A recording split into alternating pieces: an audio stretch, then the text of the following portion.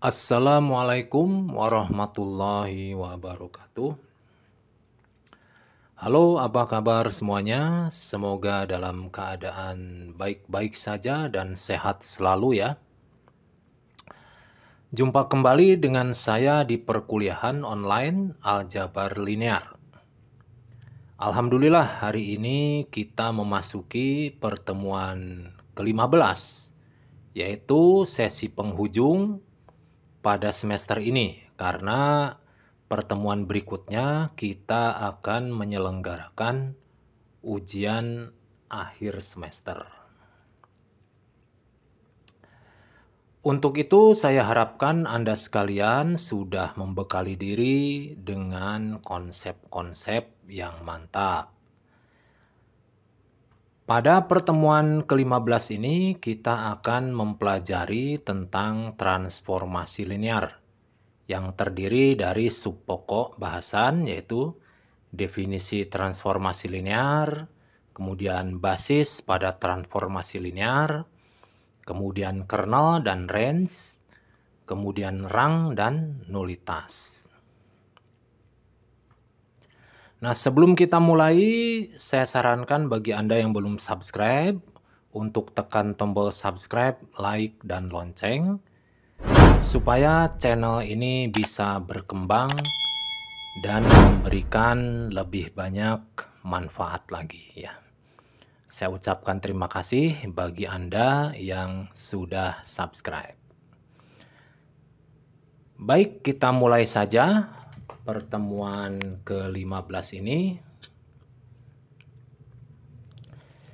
Nah, kita awali dengan definisi ya. Jika T memetakan dari V ke W, nah ini ya, yaitu adalah ini tuh merupakan suatu fungsi ya, memetakan ruang vektor V ke ruang vektor W. Maka T disebut transformasi linear dari V ke W. Jika dua sifat berikut berlaku untuk semua vektor U dan V dalam V, ya ini V besar ini ruang vektor, dan untuk setiap skalar K. Jadi yang pertama ini adalah sifatnya yaitu T di sini mentransformasikan K dikali U sama dengan K dikali transformasi dari U. Ini adalah namanya sifat homogenitas. Yang kedua, jika ada jumlahan vektor nih U plus V ditransformasi, maka hasilnya sama aja dengan transformasi U ditambah dengan transformasi V. Nah, ini dinamakan sifat aditivitas.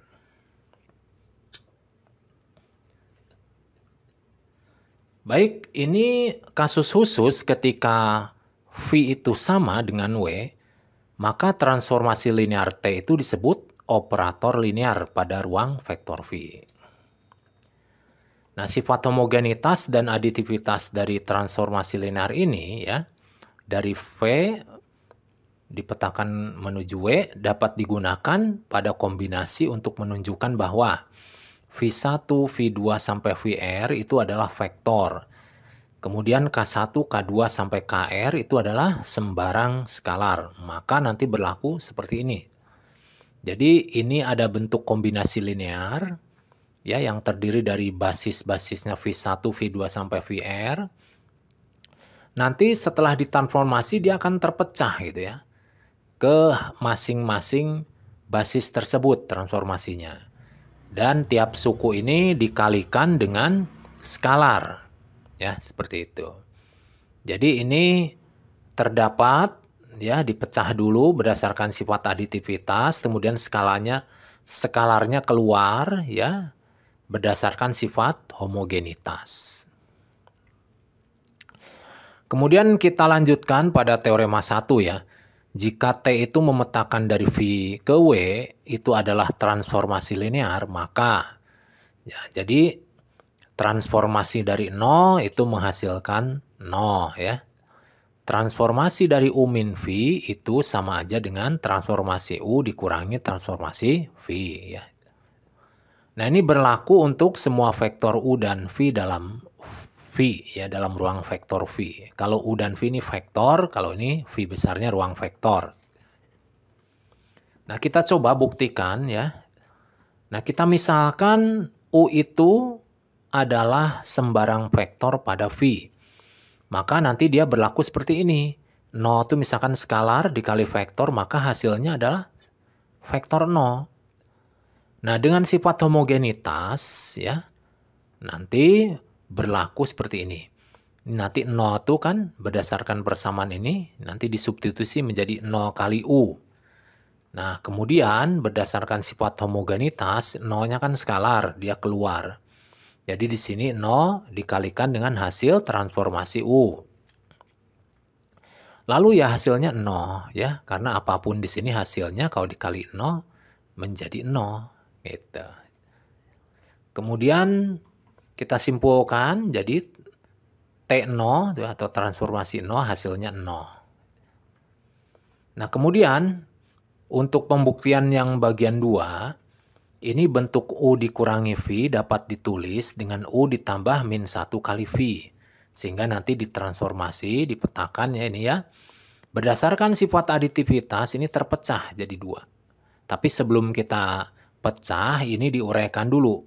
U min V-nya diuraikan dari U tambah min 1 kali V. Baru kemudian dipecah berdasarkan sifat aditivitas. Kenapa dia boleh dipecah? Karena di sini asumsinya adalah transformasi linear. Nah, baik, sekarang ini yang ada min 1 ini dia berlaku sifat homogenitas, min 1-nya keluar. Nah, ini kan skalar. Nah, kemudian ini tinggal kita sederhanakan lagi menjadi TU min TV. Nah, jadi ini terbukti ya sifat yang bagian 2 ini dari teorema 1.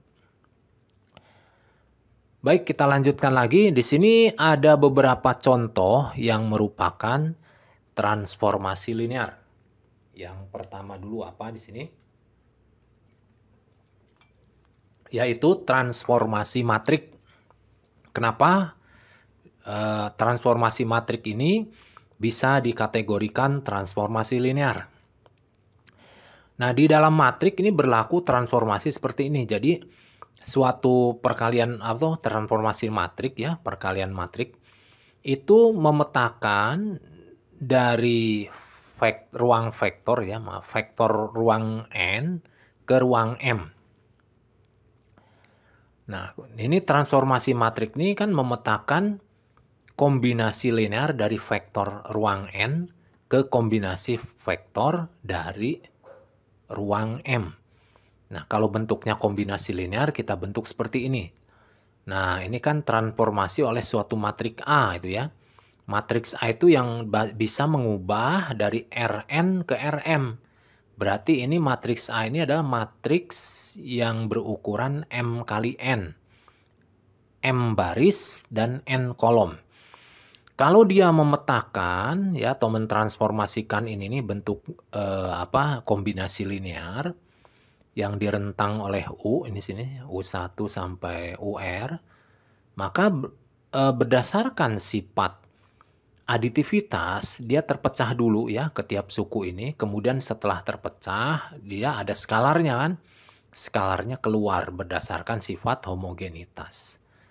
Nah, ini kalau di dalam matriks ya akan terjadi bentuk transformasi seperti ini. Ya, berarti kalau matriks di sini kan bertumpu pada sifat ini nih, homogenitas dan aditivitas.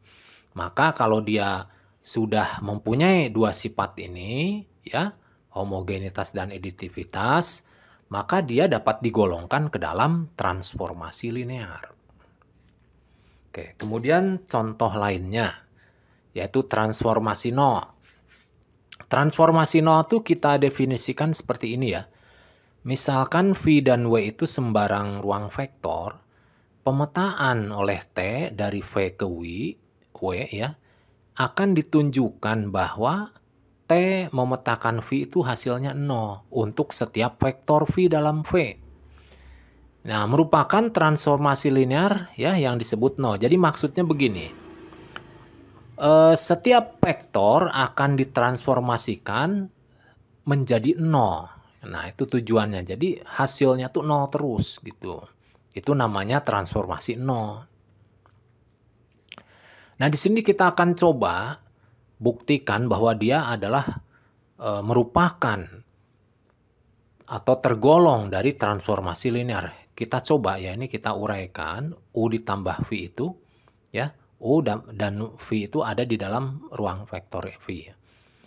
Nah, kemudian dipecah berdasarkan sifat aditivitas. Maka di sini TU setiap transformasi apapun vektornya berarti hasilnya 0. Yang di sini 0, hasilnya ini juga 0. Nah, kemudian 0 tambah 0 ya, mestinya 0. Nah, berarti ini hasil transformasi ini adalah 0. Nah, di sini berarti berlaku ya sifat aditivitas. Nah, kemudian kita coba sifat homogenitas. Nah, berarti berdasarkan sifat homogenitas ini berarti keluar K-nya. Nah, setiap vektor apapun ditransformasi oleh transformasi 0, hasilnya adalah 0. Berarti ini K kali 0. Nah, apapun K-nya dikali 0, ya berarti 0. Nah, berarti ini berdasarkan sifat dari perkalian skalar ini dia menghasilkan 0. Maka setelah dia resmi memenuhi dua syarat ini berarti dia boleh dikatakan transformasi linear. Nah, ya biar lebih paham kita coba lagi contoh lainnya. Nah, di sini operator identitas contoh lainnya ya. Misal V itu sembarang ruang vektor, pemetaan oleh fungsi yang namanya I itu dari ruang vektor V ke ruang vektor V lagi. Nah, ini didefinisikan seperti ini ya, lebih detailnya. I, kemudian di sini di dalamnya atau memetakan vektor V, hasilnya vektor V lagi. Nah, itu disebut operator identitas pada V. Nah, karena U dan V berada pada V, ya ruang vektor V, dan memenuhi operator identitas, maka kalau U ditransformasi oleh I hasilnya U lagi, begitu pula V ditransformasi oleh I hasilnya V lagi. Nah, kita coba ya, kita coba dalam bentuk penjumlahannya sekarang. Kalau ada jumlahan vektor, U ditambah V ditransformasi oleh I, ya hasilnya kembali menjadi U plus V. Nah, U plus V ini tadi kan kita definisikan ya, U-nya sendiri adalah I memetakan U. V-nya juga sama, I memetakan V. Ya, jadi ini akhirnya bisa terbentuk sifat aditivitas. Seolah-olah terpecah ya, terpecah masing-masing. Nah, kemudian kalau kita coba kita kalikan skalar.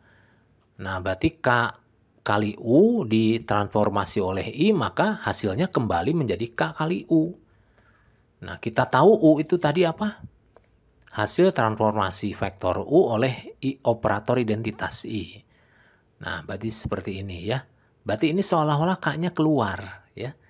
Jadi ini memenuhi sifat homogenitas. Kalau dia punya dua sifat ini, ya berarti dia memenuhi sebagai transformasi linear.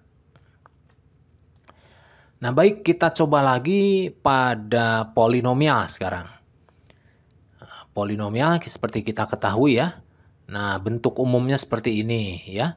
Ini kalau Pn itu polinomial dengan derajat tertinggi n. Nah, di sini kelihatan ya di suku paling akhir ada pangkat n ya. Ini adalah polinomial Pn dan didefinisikan dengan transformasi. Ya, nama fungsinya T. Dia mentransformasi dari Pn menuju Pn plus 1. Jadi polinomial derajat n menjadi bertambah 1 derajatnya gitu ya. Nah, ini misalkan dituliskan bunyi transformasinya lebih detailnya seperti ini. Jadi transformasi sebuah polinomial itu Px itu nanti polinomial tersebut dikalikan X lagi gitu. Jadi ini yang tadinya konstanta C0 kalau dikalikan X berarti jadi C0X. Begitu pula ini C1 kali X dikalikan X berarti C1X kuadrat. Nah, di sini yang paling ujung derajatnya nambah. Jadi N plus 1. Ya, maka dari itu sesuai dengan ini ya, garis besar dari rumus awalnya. Jadi naik di sini derajatnya ya. Nah, ini merupakan transformasi linear ya untuk sembarang skalar K dan sembarang polinomial P1 dan P2. Nah, kita coba ya. Kita bentuk dalam jumlahan. Di sini P1 tambah P2. Berarti ini kita buat sebagai polinomial. Yang pertama, ini polinomial yang kedua ya. Kemudian berdasarkan bunyinya ini ya di sini, setiap polinomial nanti dikalikan X. Nah, ini juga ngikut. Ini nanti dikalikan X. Nah, kemudian berdasarkan sifat distributif ya, X dikali polinomial yang pertama ditambah X dikali polinomial yang kedua. Nah, di sini kan ini bisa kita ubah lagi. Ini adalah transformasi P1 dan sebelah sini transformasi P2 seperti yang didefinisikan tadi sebelumnya ini ya. Nah, berarti dari sini kita lihat ini seperti terpecah ya. Nah, yang tadinya P1 plus P2 yang di dalam transformasi sekarang terpisah. Nah, itu berarti memenuhi sifat aditivitas. Nah, bagaimana sekarang untuk yang bagian homogenitasnya? Nah, kita kalikan dengan suatu skalar. Nah, di sini ya, nanti P-nya kita ubah ke dalam bentuk polinomial dengan variabel X. Kemudian kita samakan di sini bunyinya. Ya, setiap yang ditransformasi akan dikalikan X. Kemudian kita kalikan, nah K-nya bisa keluar karena skalar gitu ya. Bisa di depan. Nah, ini menjadi bentuk X kali polinomial X. Berarti ini adalah hasil transformasi oleh T. Sehingga bentuknya seperti ini. Jadi seolah-olah nih K-nya keluar. Nah, berarti kalau bentuknya sudah seperti ini memenuhi sifat homogenitas. Oke, semoga paham ya. Kita lanjutkan lagi. Contoh berikutnya. Nah, kita buat lagi contoh transformasi linear pada integral. Diketahui V itu adalah, nah ini sebuah ruang vektor dari min tak hingga sampai plus tak hingga. Nah, ini merupakan fungsi yang kontinu pada interval ini ya. Diketahui pula W juga adalah C aksen dari min tak hingga sampai plus tak hingga. Nah, ini merupakan C aksen ini adalah ruang vektor berisi fungsi kontinu yang berupa turunan pertama pada interval ini dari min tak hingga sampai plus tak hingga. Nah, di sini kita misalkan transformasinya dimisalkan dengan fungsi J ya, itu memetakan dari V ke W. Jadi tadi apa itu? V itu adalah fungsi kontinu, W itu adalah fungsi turunannya yang kontinu. Jadi ini sepertinya memetakan keturunannya gitu ya. Nah, ini adalah transformasi yang didefinisikan dengan. Nah, ini ya. Ini bunyi transformasinya kita misalkan seperti ini. Integral ya. Nah, kita coba. Nah, karena J itu memetakan dari V ke W, itu merupakan transformasi linear. Misalkan V dan G itu fungsi yang kontinu pada min tak hingga sampai plus tak hingga, dan K-nya adalah sembarang konstanta. Nah, lalu kita buat di sini penjumlahannya ya. Fungsi F ditambah fungsi G kemudian ditransformasi oleh J. Maka sesuai bunyi di sini, maka dia berupa integral. Jadi jumlahan F ya tambah G, ini dimasukkan T variabelnya. Nah, kemudian diintegrasikan berdasarkan dt. Nah, di sini ini karena fungsinya kita tidak ketahui, anggap umum saja ya. Nah, berarti sesuai dengan sifat integral, maka di sini bisa terpisah ya menjadi jumlahan dari masing-masing integralnya. Maka dari itu, ini kita lihat lagi ke bentuk ini. Ini merupakan hasil dari JF, kalau yang ini hasil dari JG. Nah, kalau misalkan ini jumlahan ini bisa dipecah ke masing-masing transformasi, maka dia memenuhi sifat aditivitas. Nah, kemudian bagaimana dengan sifat homogenitasnya? Kita coba lihat di sini ya. Ini ada skalar dikali F, berarti ikutin saja K dikali FT itu ya. Nah, berdasarkan sifat pada integral ya, maka di sini koefisien atau konstanta ini ya bisa keluar nih. Ini bilangan ini skalarnya bisa keluar. Nah, berarti bentuknya seperti ini. Nah, kemudian kita lihat ini itu adalah bentuk transformasi F oleh J gitu ya. Jadi ini kita ganti oleh JF. Nah, menjadi K kali JF. Nah, ini berarti kalau K-nya keluar, berarti ini memenuhi sifat homogenitas. Nah, kalau dia mempunyai dua sifat ini, homogenitas dan aditivitas, maka dia memenuhi sebagai transformasi linear ya. Oke. Baik, mudah-mudahan paham ya dengan contoh-contoh tadi. Kita lanjutkan lagi. Sekarang kita masuk kepada transformasi linear pada vektor basis. Nah, kita coba, ini ada teorema kedua. Jika T memetakan V ke W adalah transformasi linear, di mana V adalah dimensi berhingga. Nah, jika S sama dengan, nah ini berisi vektor-vektor ya. Nah, ini adalah S merupakan basis untuk V. Maka bayangan vektor oleh transformasi T adalah, nah TV nanti diuraikan menjadi C1 T kali V1 tambah C2 T memetakan V2 tambah sampai Cn kali T memetakan Vn. Di mana C1, C2 sampai Cn itu adalah koefisien yang diperlukan pada kombinasi linear dari vektor-vektor pada S ya. Nah, ini bagaimana pembuktiannya? Nah, misalkan V itu sembarang vektor pada ruang vektor V yang direntang oleh S, maka nanti V dapat ditulis seperti ini nih. Jadi vektor V itu terdiri dari rentangan ya, kombinasi linear dari basis-basisnya ini yang didefinisikan oleh S ini kan. Nah, ini basis-basisnya. Ini koefisiennya ya dari setiap vektor penyusun atau basisnya. Nah, kemudian karena T itu memetakan V ke W merupakan transformasi linear, maka nanti berlaku seperti ini. Kalau V ini ditransformasi ya oleh T, maka nanti V-nya diganti dulu menjadi bentuk kombinasi linear ini ya. Nah, nanti berdasarkan sifat aditivitas, maka dia bisa terpecah seperti ini.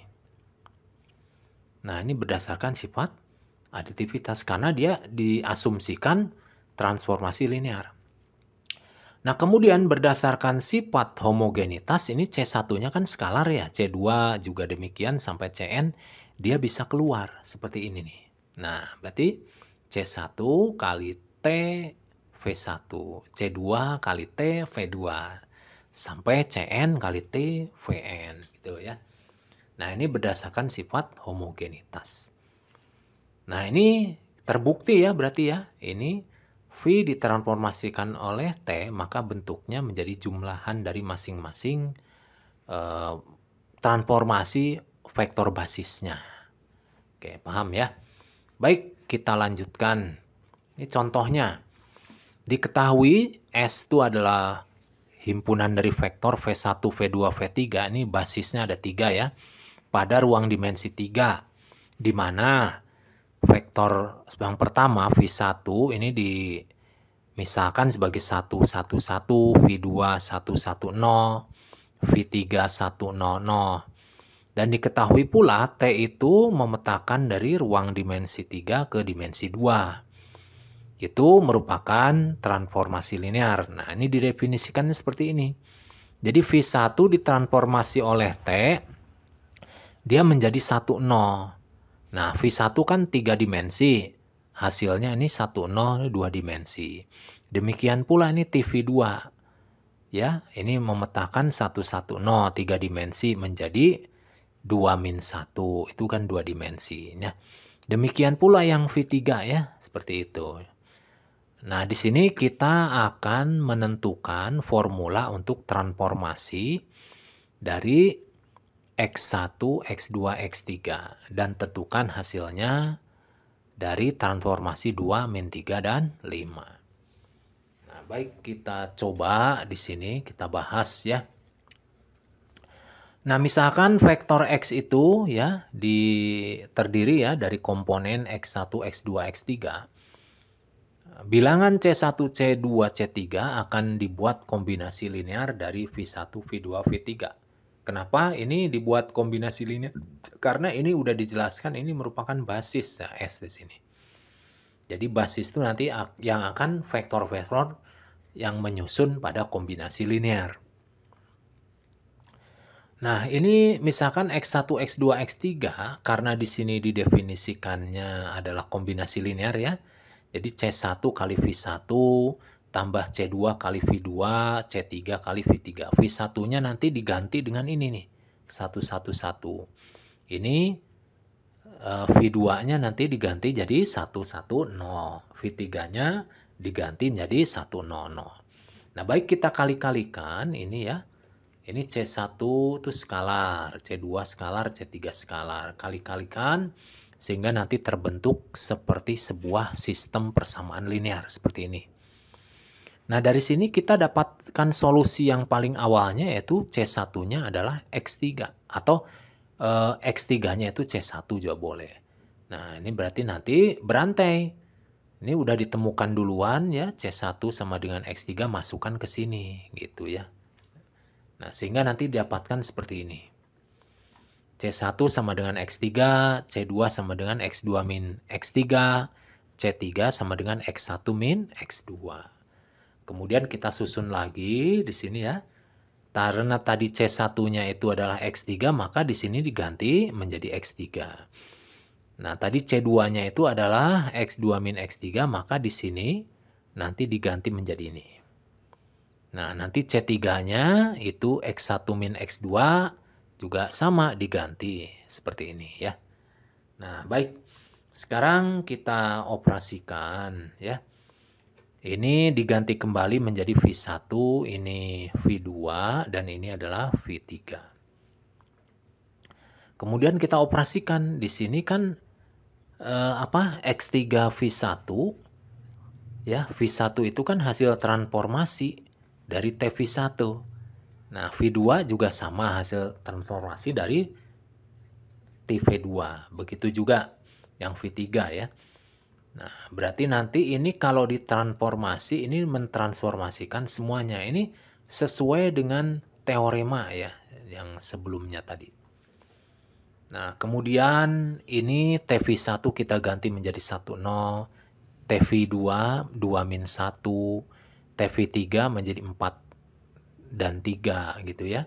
Kemudian kita kali-kalikan sesuai perkalian skalar dan vektor menjadi bentuk seperti ini nih. Ini menjadi bentuk vektor 2 dimensi. Yang komponen pertama ini ya 4x1 min 2x2 min x3. Sedangkan komponen yang keduanya 3x1 min 4x2 plus x3. Nah, jadi rumusnya kita dapatkan. Jadi untuk mentransformasi yang dari bentuk R3, ini X1, X2, X3, nanti didapatkan rumusnya. Yaitu menjadi ini R2 ya, 2 dimensi. Yang komponen pertamanya ini ya, terus komponen keduanya yang sebelah sini. Baik ya. Nah, sekarang kalau sudah ditemukan rumusnya, sekarang kita coba nih ada vektor 2 min 3, 5. Kita masukkan di sini. Nah, sesuai bunyinya, dari X1-nya itu 2, X2-nya itu min 3, X3-nya itu 5. Jadi ngikutin aja di sini ya. 4 kali 2, min 2 kali min 3, min 5 kali 3. Nah, ini juga sama ya di komponen kedua. Sehingga nanti akan dihasilkan yaitu hasil transformasi dari 3 dimensi ya menjadi 2 dimensi seperti ini. Kalau 2 min 3, 5, nanti hasilnya setelah ditransformasi akan menjadi 9, 2, 3. Oke, itu ya contoh untuk menentukan ya transformasi pada vektor basis. Baik, kita lanjutkan lagi. Nah, sekarang kita akan mempelajari kernel dan range. Nah, kita coba ini definisi kedua ya. Jika T itu memetakan dari V ke W, itu adalah transformasi linear, maka himpunan vektor dalam V sehingga memetakan ke 0 disebut kernel dari T. Dan dinyatakan atau ditulis seperti ini. Jadi kernel itu adalah sebuah transformasi yang memetakan menjadi 0. Itu. Jadi di sininya tuh jadi 0 dari setiap hasil yang dipetakan dari ruang vektor V ini. Nah, kemudian himpunan semua vektor dalam W yang merupakan peta dari T, paling sedikit satu vektor dari V disebut range dari T dan dinyatakan dengan RT. Jadi range itu dilihatnya dari vektornya ini nih, yang W-nya. Ya, jadi range T itu anggota dari W. Ya. Nah, yang paling tidak hasil peta 1 dari V gitu ya. Baik. Kita lanjutkan ya. Berarti kalau ini paling sedikit ya bisa 2. Ya, bisa hasil dari pemetaan 2 dari V ini. Bisa 3, bisa lebih. Nah, ini kita coba contohnya. Di bawah ini ada beberapa contoh yang transformasinya berupa kernel dan range. Yang pertama, kernel dan range dari transformasi matrik. Nah, di sini transformasi yang dibentuk oleh matriks A di sini ya. Ini berukuran M kali N tentunya. Nah, ini mentransformasi dari N, ya dari ruang N menuju ruang M. Ya. Nah, dengan aturan perkalian matriks. Jadi A-nya itu nanti berukuran M kali N. Nah, kita ingat kembali ya, jika A suatu matriks M kali N, maka ruang 0 terdiri atas semua vektor X pada ruang N. Ya, ruang N berarti di sini. Sedemikian hingga A dikali X sama dengan 0. Dan dengan teorema sebelumnya disebutkan bahwa suatu sistem persamaan linear AX sama dengan B itu konsisten jika dan hanya jika B berada pada ruang kolom dari A. Nah, itu ya. Nah, ini ya bentuk matriksnya. Ini masih umum M kali N. Ini vektor berarti ada pada ruang N. Dan ini adalah B vektor pada ruang M. Jadi nanti ruang kolom di A ini ya, dari seluruh vektor, ruang kolom A itu nanti terdiri dari seluruh vektor B pada Rm yang terdapat paling sedikit satu vektor X pada Rn. Sedemikian hingga AX sama dengan B. Jadi dalam perkalian matrik ini kan jelas. B1 ini didapatkan dari, nah di sini. A11, A12 dikalikan dengan vektor ini. Ya. Nah, vektor dari X1, X2 sampai Xn. Maka menghasilkan B1. B2 juga nanti, nah yang ini, yang baris kedua dikali kolom ini. Nah, jadi di sini dikatakan paling sedikit satu vektor X, gitu ya. Nah, di sini kernel T itu adalah ruang 0 pada A yang berisi seluruh vektor dalam Rn. Jika dikalikan ke A akan memetakan ke 0. Jadi kernel itu adalah transformasi menuju 0 itu maksudnya. Nah, apa saja yang menyebabkan 0 gitu kan? Kernel. Nah, di sini kita coba lagi. Ini kan kernel T itu adalah ruang 0 ya pada A yang berisi seluruh vektor dalam Rn. Jika dikalikan dengan A akan memetakan ke 0, sedangkan RT, R itu range ya, adalah ruang kolom A yang terdiri dari semua vektor di Rm yang merupakan peta atau bayangan dari paling sedikit satu vektor di Rn. Jadi kalau mencari kernel ini ruang vektornya dari yang Rn ya, dari yang X ini.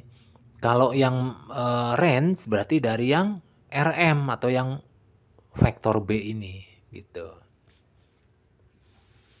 Oke, baik kita lanjutkan.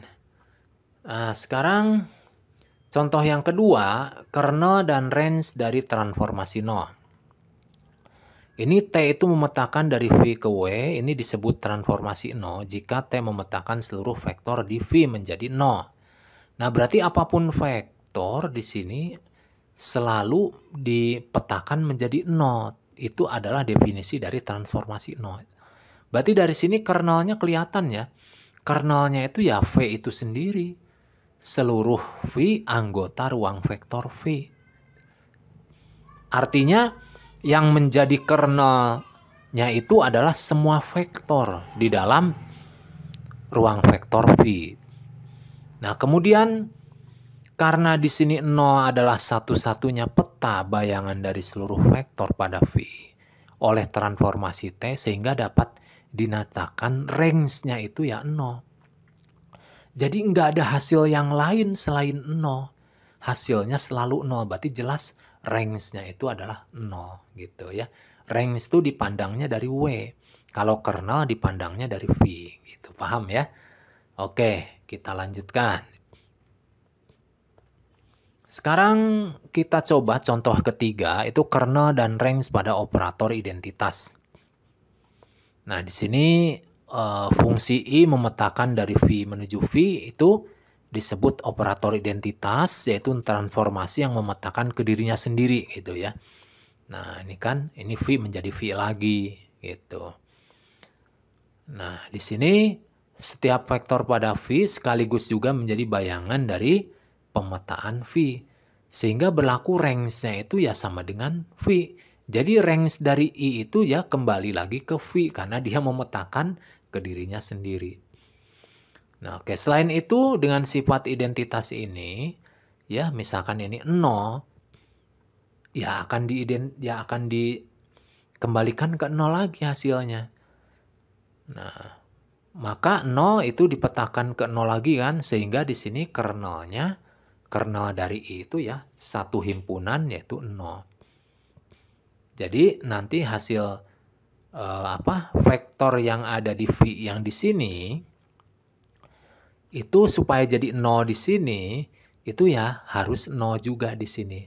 Ada berapa ya? Cuma 1 dia sendiri gitu ya maksudnya. Nah, kemudian di sini range-nya itu dari I ya V itu. Karena range sifat identitas hasilnya ya sama seperti yang ada di vektor yang asalnya nih. Nah, kemudian kita lanjutkan kernel dan range pada proyeksi ortogonal. Kita lihat dulu gambar di sini ada ruang 3 dimensi yang ditopang oleh 3 sumbu yang saling tegak lurus. Di sini ada titik ya, koordinatnya 0, 0, Z. Artinya titik yang ada di sumbu Z ini komponennya itu 0, 0, Z. Z-nya sembarang ngikutin lajur dari sumbu Z ini. Ini artinya komponen X dan Y-nya 0 gitu maksudnya. Nah, kemudian kalau dia diproyeksikan ke bidang X, Y ini berarti akan hasilnya selalu di titik asal, di titik pertemuan sumbu koordinat, ya kan? Proyeksi itu tegak lurus nih, ortogonal. Sehingga kita jelaskan lagi dengan ini ya. Setiap vektor pada sumbu Z, nah ini dimisalkan seperti ini ya. Nah, nanti berarti kita tentukan kernelnya itu apa yang menyebabkan dia terproyeksi ke sini. Ya berarti titik-titik sepanjang sumbu Z ini. Ya kan? Ini banyak berarti himpunan gitu ya. Tak terhingga. Berarti kernelnya tak terhingga sepanjang sumbu Z. Nah, kemudian kita lihat lagi gambar di sini. Ini bidang XY ini merupakan hasil transformasi sembarang titik pada ruang 3 dimensi ini ya. Misalkan di sini XYZ. Ini ditransformasi terhadap bidang XY sehingga akan menjadi sebuah titik di mana Z-nya selalu 0. Sedangkan XY-nya bebas sembarang. Tapi nanti di sini Z-nya selalu nilainya 0. Nah, berarti di sini jelas berarti ya. Nah, di sini setiap vektor pada bidang XY, yaitu misalkan W ya, katakan di sini. XY0 merupakan hasil proyeksi ortogonal terhadap bidang XY. Paling tidak satu vektor pada ruang dimensi 3. Nah, ini paling tidak dari vektor ini. Ada yang lain nggak? Ada nih sepanjang garis ini nih. Ini titik sebelah sini, sebelah sini, sebelah sini. Kalau diproyeksikan terhadap bidang XY, pasti hasilnya di sini. Ya. Berarti range-nya itu apa? Range-nya itu dari T itu adalah setiap titik pada bidang XY ini. Nah, gitu. Jelas ya? Oke. Kita lanjut lagi. Nah, sekarang dengan sifat kernel dan range kita perkuat dengan teorema 2. Diketahui T itu memetakan dari V ke W itu adalah transformasi linear. Maka A, kernel dari T adalah subruang dari V. Yang B, range dari T adalah subruang dari W. Nah, kita coba ya buktikan. Nah, di sini kita misalkan untuk pembuktian bagian A ini V1 dan V2 itu adalah vektor pada kernel T. Dan K itu sembarang skalar. Nah, berarti kalau dia vektor pada kernel T, maka dia akan menghasilkan apa? 0 kan? Ya. Nah, di sini karena dia transformasi linear, kita bisa pecah ke dalam sifat aditivitas. Kemudian berdasarkan sifat kernel itu dia akan memetakan ke 0. Ini juga sama, dia memetakan ke 0. Nah, kemudian 0 tambah 0 hasilnya 0. Sehingga pemetaan dari jumlah dua vektor ini menjadi 0. Berarti ini kernel juga ini. V1 plus V2 juga kernel. Berarti dengan demikian ini V1 plus V2 itu tertutup dalam kernel. Bentuknya masih kernel juga. Nah, sekarang kita coba yang bentuk homogenitas. Kita keluarkan skalarnya karena dia disebutkan asumsinya transformasi linear katanya. Nah, kemudian berdasarkan sifat kernel apapun vektornya akan dipetakan menuju 0. Sehingga nanti ini hasilnya adalah 0. Ini sehingga K kali 0 itu 0. Jadi ini pemetaan dari K kali V1 itu masih berbentuk kernel ya. Hasilnya 0. Jadi ini juga merupakan kernel sehingga dia tertutup dalam bentuk perkalian skalar.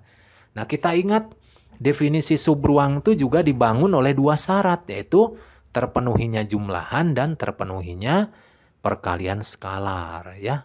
Nah, dia tertutup dalam penjumlahan, juga tertutup dalam perkalian skalar, maka dia termasuk sifat dari subruang. Oleh karena itu, karena dia tertutup pada kernel, maka kernel merupakan subruang pada V. Begitu ya. Nah, sekarang kita coba pembuktian yang kedua. Misal ya di sini W1 dan W2 itu adalah vektor pada range T. Jadi ada di sini nih pada ruang vektor W-nya ya. Dan K itu sembarang skalar, maka terdapat vektor A dan B pada V. Jadi kan definisi range itu paling tidak ada vektor di sininya, di V-nya gitu ya. Nah, si paling tidak itu kita anggap vektor A dan B gitu. Karena diketahui W1, W2 adalah range dari T, maka paling tidak terdapat V1, V2 pada V yang memenuhi. Nah, nanti bentuk dulu seperti ini. Ya. Nah, di sini. Jadi W1 hasil pemetaan V1 oleh T. W2 hasil pemetaan V2 oleh T. Begitu ya. Nah, di sini kita misalkan A itu adalah bentuk atau hasil jumlahan dari vektor V tambah vektor V. B itu hasil perkalian skalar K dengan V1. Nah, kita ubah ya. Karena ini transformasi linear, kita pecah. Nah, menjadi bentuk seperti ini. Nah, kemudian ini kan kita tahu hasilnya tadi W1 ya. Kalau di sini hasilnya W2. Oh ya, maaf nih salah ketik, ini harusnya V2 ya, typo. Nah, ini di sininya betul ya, W1 plus W2. Jadi di sini W1 plus W2 juga elemen dari range T. Jadi dia tertutup terhadap penjumlahan ya. Nah, sekarang B itu kita nyatakan dengan KV1 kan tadi. Berarti transformasi B sama aja transformasi KV1. K-nya dikeluarin. Nah, bentuknya seperti ini. Nah, ini hasilnya adalah W2. Nah, W2. Oh, maaf, ini W1 ya. Oh ya. T V1 itu hasilnya W1. Maka ini juga sama ya, KW1 elemen range T. Jadi karena dia tertutup terhadap penjumlahan dan tertutup terhadap perkalian skalar, maka range T ini termasuk subruang dari W. Oke, paham ya? Baik, kita lanjutkan dengan contohnya sekarang. Diketahui T itu memetakan dari ruang dimensi 2 ke ruang dimensi 2 lagi. Itu merupakan operator linear yang dinyatakan dengan rumus. Nah, rumusnya di sini ya bisa Anda baca di sini. Nah, tentukan vektor yang merupakan range T dan kernel T. Nah, kita bahas di sini. Nah, kita menentukan range dulu sekarang. Berarti transformasi dari X itu di sini menghasilkan 2X min Y. Ya, ini komponen pertama, komponen keduanya min 8X plus 4Y. Nah, ternyata ini bisa dibentuk ke dalam 2 nih. Ini seperti ada ya yang sama, komponen yang sama. Kita misalkan saja nih komponen yang sama ini sebagai P. P itu 2X min Y misalkan. Berarti nanti bentuknya akan terbentuk seperti ini. Ya, transformasinya itu P dan min 4P. Komponen yang pertama, nah kemudian komponen yang kedua itu adalah minus 4 kalinya dari komponen pertama. Ya, negatif 4 kali lipatnya. Ternyata polanya seperti itu. Jadi dengan demikian kita dapatkan hasil-hasil dari transformasi T ini merupakan vektor-vektor 2 dimensi yang ada hubungannya seperti ini. Jadi negatif 4 kali lipatnya. Nah, seperti ini ya. Kita nyatakan range-nya adalah kumpulan himpunan dari vektor-vektor yang vektor keduanya itu, komponen keduanya ini negatif 4 kali lipat dari komponen pertama. Contohnya ya agak mudah sekali seperti ini ya. 1 dan min 4, 2 dan min 8, 3 dan min 12 dan sebagainya. Itu paham ya? Sekarang yang kedua, kita menentukan kernel. Nah, kernel itu yang menjadikan hasil pemetaannya jadi 0. Nah, kita tahu ini berdasarkan rumus ya. Kita buat ini supaya jadi 0 gitu kan. Berarti ini kita buat seperti ini. Ya, 0,0. Kemudian di sini berarti 2x min Y ini kan 0. Demikian pula min 8x plus 4y juga 0. Kita definisikan seperti ini. Nah, ini kan seperti persamaan linear homogen. Ya kan?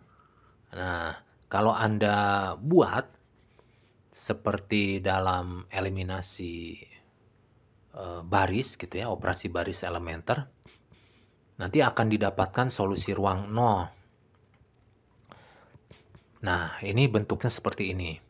Jadi nanti akan terbentuk parameter ya, satu parameter namanya T. Parameternya dikeluarkan, berarti ini kan artinya T dikali vektor setengah kali 1. Nah, ini vektor basis lah ya. Berbasis berlandasan dari ini. Seandainya Anda masukkan T-nya 1, berarti vektornya nanti setengah 1. Kalau misalkan T-nya 2 sehingga menjadi 1 di sini 2. Kalau T-nya 4 jadi 2 di sini 4 gitu ya. Jadi nanti kernelnya itu adalah sembarang vektor dengan komponen pertamanya. Nah ini setengahnya dari komponen kedua. Gitu. Contohnya ya banyak. Nah ini ya contoh-contoh vektornya. Oke, ini berarti komponen kedua ini 2 kali lipatnya dari komponen pertama gitu ya. Oke, paham ya? Baik. Nah, ini kok nggak ada negatifnya? Ini boleh contoh negatifnya, misalkan min 1 dan min 2 di sini ya. Kalau T-nya min 2 gitu ya, seperti itu. Oke, paham ya? Kita lanjutkan lagi. Sekarang kita akan belajar rang dan nulitas. Saya bacanya rang biar nggak sama dengan range ya. Rang dan nulitas. Ini kita nyatakan dalam definisi 3. Diketahui T itu memetakan dari V ke W adalah transformasi linear. Jika range dari T adalah dimensi berhingga, maka dimensi ini disebut rang dari T. Dan jika kernel dari T adalah dimensi berhingga, maka dimensi ini disebut nulitas dari T. Rang dari T dinyatakan dengan notasinya seperti ini ya. Sedangkan nulitas dari T itu ditulis nullity di dalam kurung T. Nah, kita coba nih teoremanya. Nah, di sini T itu memetakan dari V ke W. Itu transformasi linear dari dimensi N ya, ruang vektor. Ini dimensinya berhingga sampai N. Nah, berarti jumlahan rang dan nulitas itu hasilnya adalah N gitu.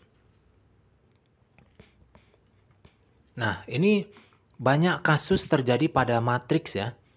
Nah, pada matriks M kali N, ini TA, ini berarti transformasi dengan matriks A, itu memetakan dari ruang N menuju ruang M. Jadi dimensi N ke dimensi M atau vektor sebanyak N komponen menuju vektor sebanyak M komponen ya. Nah, ini merupakan perkalian dengan A. Kernel dari TA adalah ruang 0 dari A.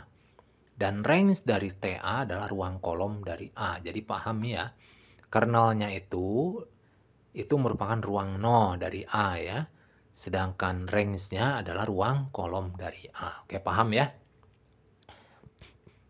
Jadi di sini rank ditambah nulitas itu sama dengan N.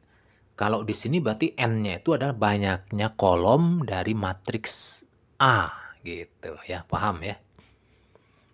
Baik, di sini kita akan coba buktikan. Nah, misalkan ya rank A-nya itu adalah N. N itu adalah ukuran banyak kolomnya. Maka matriks A ini adalah non-singular. Non-singular itu artinya punya inverse. Ya, kalau punya inverse berarti determinannya tidak 0. Nah, ini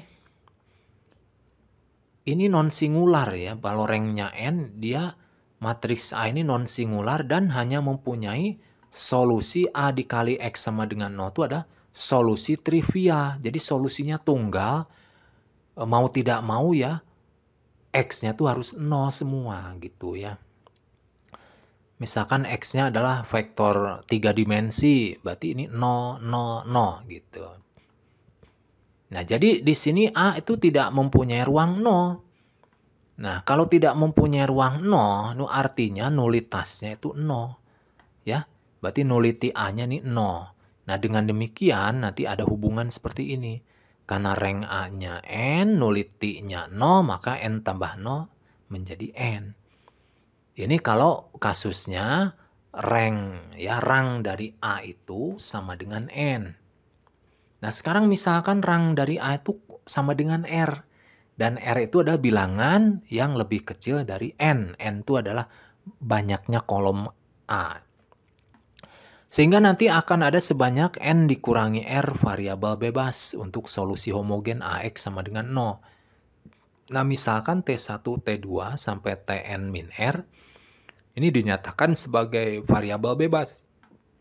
Nah, ini dari mana? Nah, dipilih dari baris 0 pada matriks A yang sudah berbentuk eselon. Dan nyatakan X1, X2 sampai Xn min R ya sebagai solusi yang diperoleh secara berurutan. Menetapkan ke setiap variabel bebas. Jadi nantinya ini ya X1, X2, Xn min R tuh harus bebas linier. Nah, selain itu setiap solusi dari AX sama dengan 0 itu nanti akan berbentuk ini, kombinasi linear dari ini ya. Nah, jadi nanti lebih jelasnya ditulis seperti ini. Jadi vektor solusi dari X-nya AX sama dengan 0 ini ditulis dalam bentuk kombinasi linear dengan basis-basisnya X1, X2 sampai Xn min R. N itu banyak kolomnya, R itu adalah ranknya gitu. Nah, jadi di sini ini akan merentang ruang 0 si basisnya ini. Sehingga ini adalah basis dari ruang 0A gitu kan. Dan nulitas dari A-nya itu, nullity A itu jumlahnya adalah N dikurangi R. Gitu ya. Nah, kenapa ini N min R? Karena ini jumlahnya ada sebanyak N min R. Kan ruang kolom tadi gitu ya. Nah, oke. Baik, kita lanjutkan. Nah, ini sudah terbukti ya. Nah, di sini ada beberapa penting dari rang dan nulitas. Ada beberapa hal yang perlu Anda ketahui dari rang dan nulitas ini. Yang pertama, untuk A matriks invertible atau non singular, maka nilai rang sama dengan ordo matriks tersebut. Dan ruang 0 A-nya adalah ya 0 itu sendiri. Sehingga nulitasnya 0. Jadi kalau ketika Anda memeriksa sebuah matriks dan kita tahu matriks tersebut adalah mempunyai inverse, maka rangnya adalah sama dengan ordonya. Nah, ini berarti A-nya harus bentuknya persegi ya. Gitu. Invertible. Kan nanti dilihat dari determinannya. Yang kedua, rang adalah banyaknya kolom leading atau vektor baris tak 0 dari matriks yang sudah tereduksi. Sedangkan nulitasnya adalah banyaknya kolom yang bukan leading. Nah, kita ingat leading dan bukan leading itu pada pertemuan sewaktu kita membahas eliminasi Gauss-Jordan ya. Masih ingat tentunya. Yang ketiga, rang juga merupakan dimensi dari submatrik terbesar dari A yang mempunyai determinan tidak 0. Nah, jadi ini hubungannya dengan determinan. Kemudian yang keempat, nulitas dari matriks adalah dimensi dari ruang 0 matriks A yang juga disebut kernel dari A. Yang kelima, rang suatu matriks adalah banyaknya nilai eigen tak 0 suatu matriks.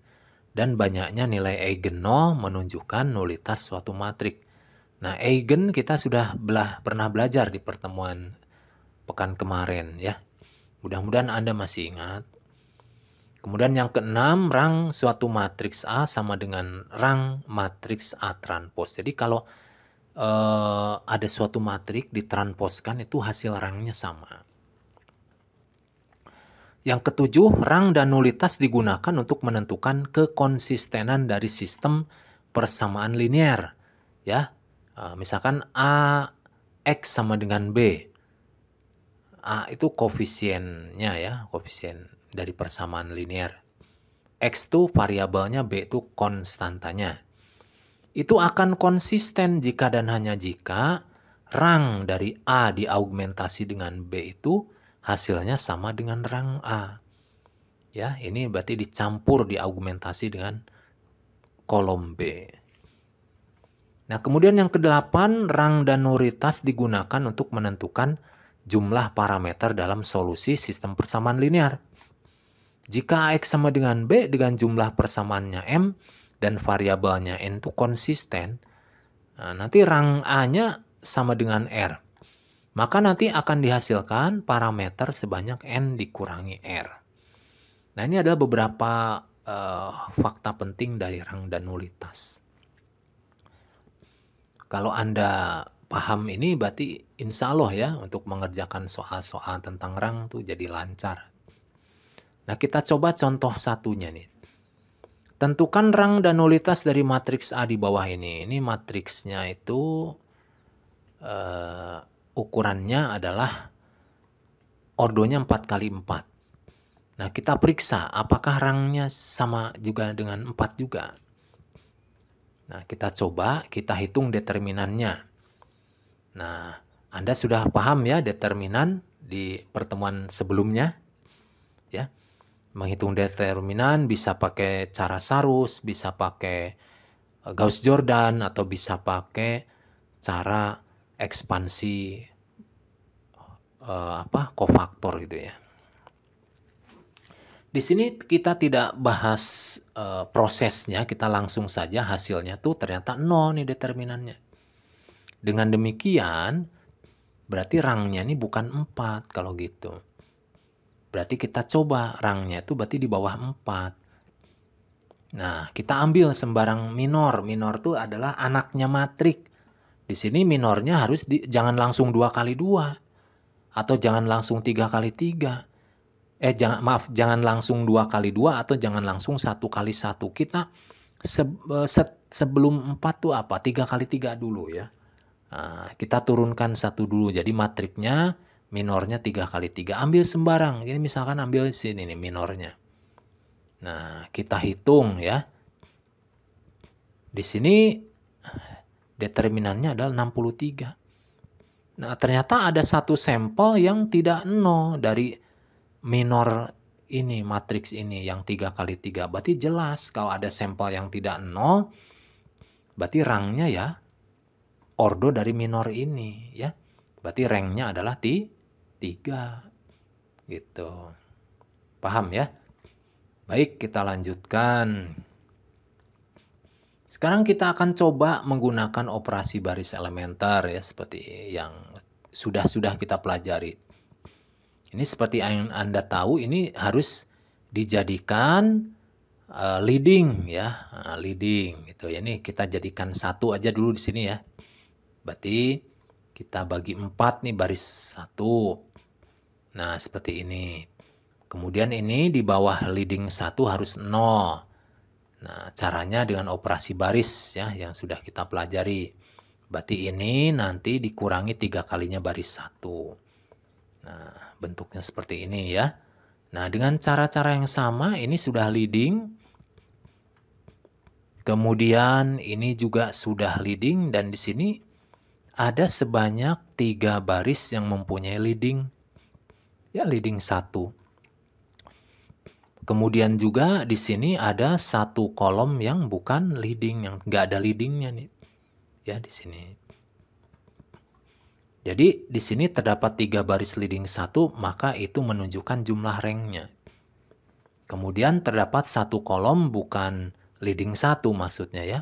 Ini bukan leading 1, maka nulitasnya 1 mana ini? Nah, ini yang ada kolom yang nggak ada leadingnya. Gitu ya. Nah, jadi jelas ya bisa menggunakan namanya determinan, mencari rang itu bisa juga menggunakan operasi baris elementer. Oke, paham ya? Kita lanjutkan contoh berikutnya.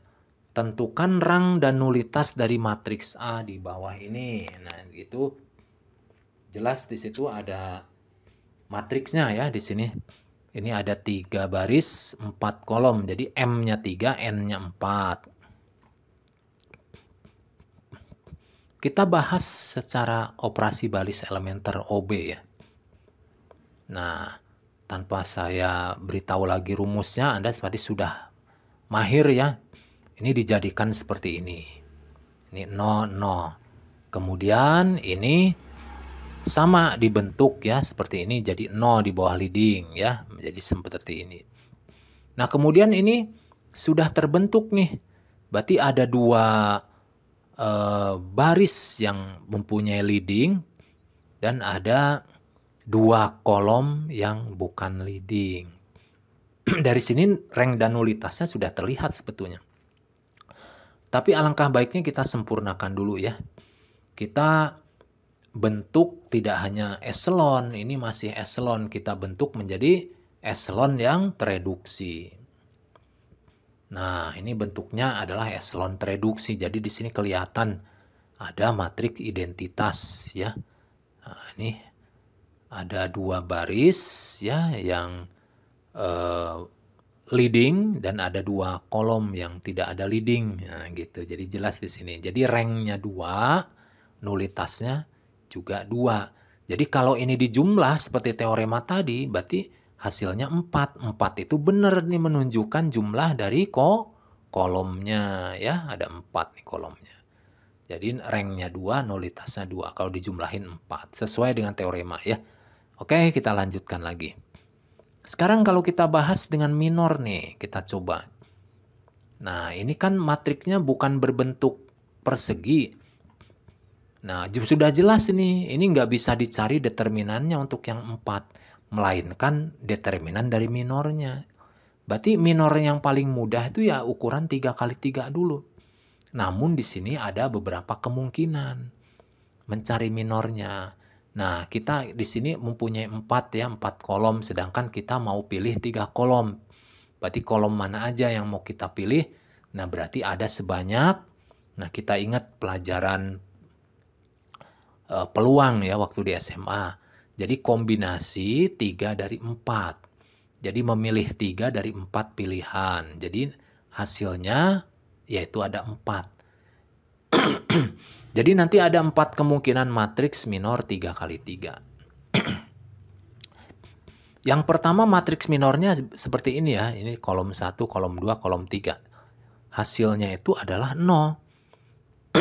Kemudian matriks minor yang kedua, ini kolom 1, kolom 3, kolom 4. Hasilnya 0 ya. Kemudian matriks minor yang ketiga juga determinannya 0. Matriks minor yang keempat ini setelah dihitung juga 0 hasilnya. Nah, ini nggak ada lagi matriks minor lainnya. Ternyata di sini semuanya 0. Berarti kita turunkan minornya ya menjadi 2x2 sekarang. Nah, sekarang minornya 2x2. Bebas ya, banyak banget di sini. Ini boleh 2x2. Ini boleh ya. Kita ambil aja beberapa ya.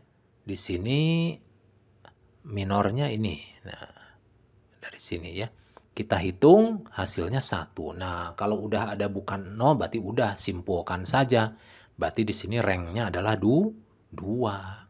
Karena ini sesuai dengan ordonya gitu ya. Kalau nanti mau ngitung nulitasnya bagaimana? Ya ini ukuran ininya banyaknya kolom dikurangi ranknya, dikurangi rank ya. Ini.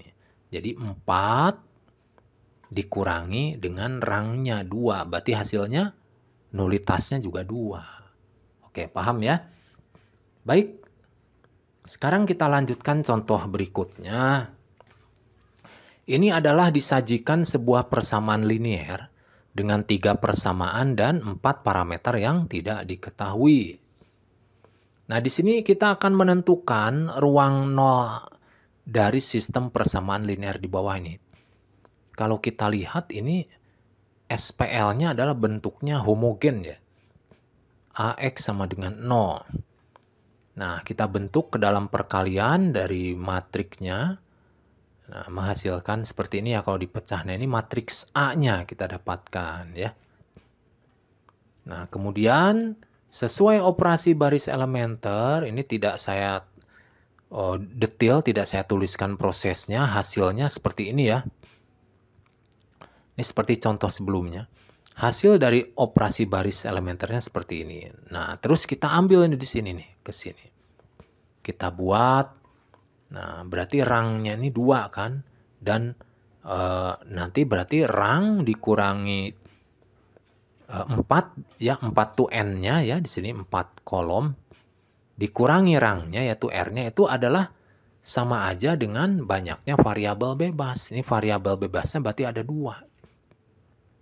Nah, ini berarti ada X1, X2, X3, X4. Nanti jadikan 2 itu sebagai variabel bebas ya. Nah, di sini yang kita buat sebagai variabel bebas. Nah, tapi sebelumnya kita buat seperti ini dulu. Nah, ini ya. Berarti ini variabel bebasnya X3 dan X4. Kita pilih yang di belakang. Nah, ini berarti Nah, coba lihat ini. Ini masih tetap sama ya. Nah, ini didapat dari nih substitusi. Nah, X2-nya ini disubstitusi ke X2 di sini sehingga menghasilkan X3 min 9X3 plus 10X4. Kemudian ini X1-nya ini disendirikan sehingga di sini direntang oleh X3 dan X4. X2-nya juga sama direntang oleh X3 dan X4. Ini tinggal pindah ruas saja ya. Kemudian misalkan nih parameternya 2. Ya, variabel bebasnya kan 2. Berarti ini dijadikan parameter X3 dan X4 ini. Nah, berarti kita bawa ini X3-nya diganti T1, X4-nya diganti T2. Nah, ini juga sama ya. Nah, T1 dan T2. Nah, kemudian ini kita bawa dulu ke bentuk jumlahan vektor seperti ini. Jadi X1-nya itu kita ubah menjadi bentuk seperti ini. X2-nya kita ubah menjadi bentuk seperti ini. X3-nya itu adalah tadi T1, X4-nya itu T2. Karena ini ada 2 parameter, jadi kita bentuk ke dalam 2 kolom ya. Nah, seperti ini. Jadi T1 berkumpul di kolom yang pertama ini. T2 berkumpul di kolom yang kedua. Nah, nanti setelah terpisah begini kan enak ya. Kita keluarkan T1-nya. Nah, T1-nya kita keluarkan sehingga tersisa nih vektor basis. T2-nya kita keluarkan, ini tersisa vektor basisnya. Jadi ini artinya vektor ini dikalikan suatu bilangan bebas apapun itu, ditambah vektor ini dikali bilangan apapun itu, nanti dijumlahkan ini sebagai solusi ruang 0. Kalau nanti Anda ujikan, ini substitusikan ke sini, dia akan hasilnya memenuhi solusi ini ya. Selalu 0 gitu maksudnya. Jadi ini kenapa di dalam bentuk rentang? Karena banyak vektornya yang solusinya ruang 0 ini. Sehingga dibentuk seperti kombinasi linear dari basis-basisnya ini. Gitu ya. Jadi nanti ruang 0A-nya itu adalah sepan bentuk rentangan dari 2 vektor basis ini. Yaitu min 9710 dan min 10701. Oke, paham ya? Baik, sekarang biar Anda lebih paham, saya titipkan beberapa latihan soal ya. Di sini sesuai dengan apa yang kita pelajari tadi ya, tidak jauh-jauh ya. Ini memeriksa apakah ini transformasi linear. Nah, nanti berdasarkan sifat aditivitas dan homogenitas. Yang kedua ini menguraikan dalam basis ya, menghitung juga, membuat rumus dalam rentangan basisnya, juga menghitung ini ya sampel titiknya. Kemudian yang ketiga ini juga apa namanya memeriksa kernel dan range-nya. Kemudian yang keempat itu memeriksa rang dan nulitas dari matrik. Kalau yang kelima ini mencari solusi basis dari bentuk sistem persamaan linear.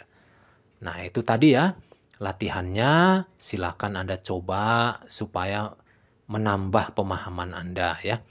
Karena apa? Kalau Anda paham nanti insya Allah lancar ya di ujian akhir semesternya. Demikian dari saya, semoga bermanfaat dan kurang lebihnya mohon maaf ya. Oke, terima kasih. Wassalamualaikum warahmatullahi wabarakatuh.